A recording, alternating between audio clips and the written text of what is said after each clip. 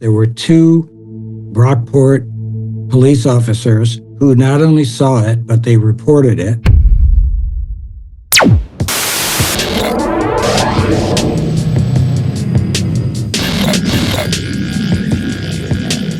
Another aspect of this UFO sighting that to me adds credibility is that more than 30 people saw it.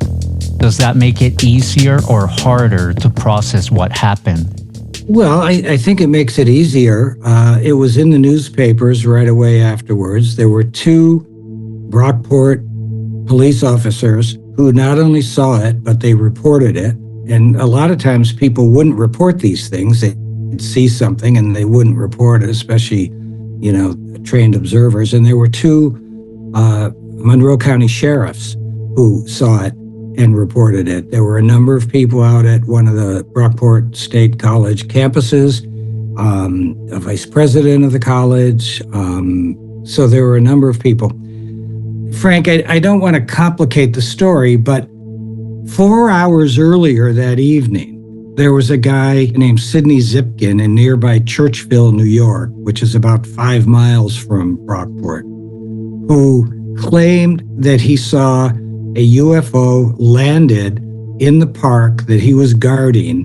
He saw two small aliens in shiny black uniforms scamper back into the craft when his headlights hit them. The craft took off and disappeared. So when the Brockport UFO was seen 4 hours later and began to filter into the newspapers, the Sidney Zipkin seeing little aliens running around a park nearby was the news item that took all of the ink. Much of the fascination with that story got thrown into the Sidney Zipkin side of it.